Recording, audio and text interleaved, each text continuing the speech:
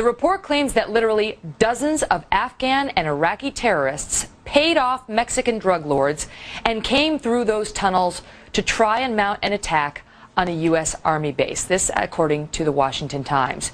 Joining us now on the phone is Lieutenant Colonel Matthew Garner, spokesperson for the Army base where this all happened. And, well, actually, we're trying to get his link connected now. For now, we're going to start with former FBI Special Agent Bob Strang. Okay, right. Bob, thanks for being here with us. Right. We're going to get former DEA, Megan. More important in this case because it was DEA who actually was able to obtain this information. Did he just say the DEA was able to obtain this information?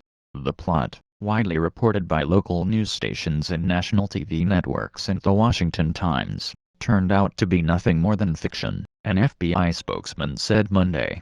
A thorough investigation was conducted, and there is no evidence showing that the threat was credible, said Manuel Johnson, an FBI spokesman based in Phoenix, Arizona.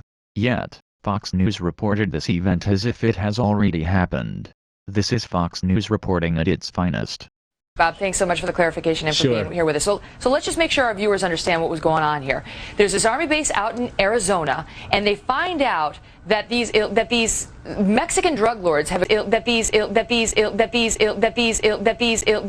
to smuggle in.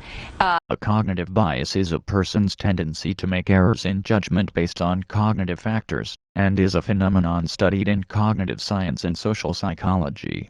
Forms of cognitive bias include errors in statistical judgment, social attribution, and memory that are common to all human beings. Such biases drastically skew the reliability of anecdotal and legal evidence. A subliminal message is a signal or message embedded in another medium, designed to pass below the normal limits of the human mind's perception. These messages are unrecognizable by the conscious mind, but in certain situations can affect the subconscious mind and can negatively or positively influence subsequent later thoughts, behaviors, actions, attitudes, belief systems and value systems. Fox News exploits its audience and employs this type of brainwashing to achieve a political position. Iraqi and Afghani Muslims who want to kill our soldiers at this base. This is the top counter-terrorism in trainings facility in the country, as I understand it. How high were the stakes with this thing, Bob?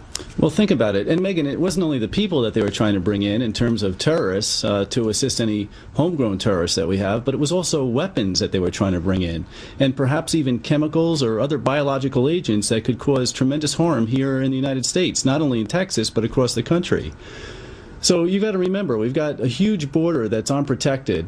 We have more drugs that come into the United States illegally from Mexico than any other country in the world. Yeah. So we have more methamphetamine, cocaine, heroin, and marijuana being imported over that border than any other border into the United States. And that's bad enough, but when you couple it with terrorists and arms, it gets even worse. Bob, stand by. We do have the Lieutenant Colonel with us now. The question asked was, quote, how high were the stakes with this thing, unquote, pertaining to the terror plot. However, the former DEA agent and Fox News boy toy quickly forgets the question altogether and commences to talk about the influx of illegal drugs that the United States demands, highlighting the border with Mexico, all the meanwhile ignoring the world's longest and protected border with Canada. That is correct, the world's longest and protected border. Border security must not be that big of a deal. From the military base. We're going to check back in with him, and then we'll come back to you.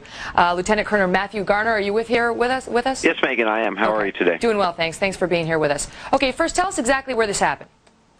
Well, Fort Huachuca is located in southern Arizona. We're about 75 miles southeast of Tucson and about 9 miles where I'm sitting from the Mexican border. Okay, and this is the largest intel training center in the United States, as I understand it. 12,000 people there. All 4 branches of the military do intel training there. And now we find out that Islamic terrorists were trying to smuggle themselves and large amounts of weapons into this country across the Mexico border.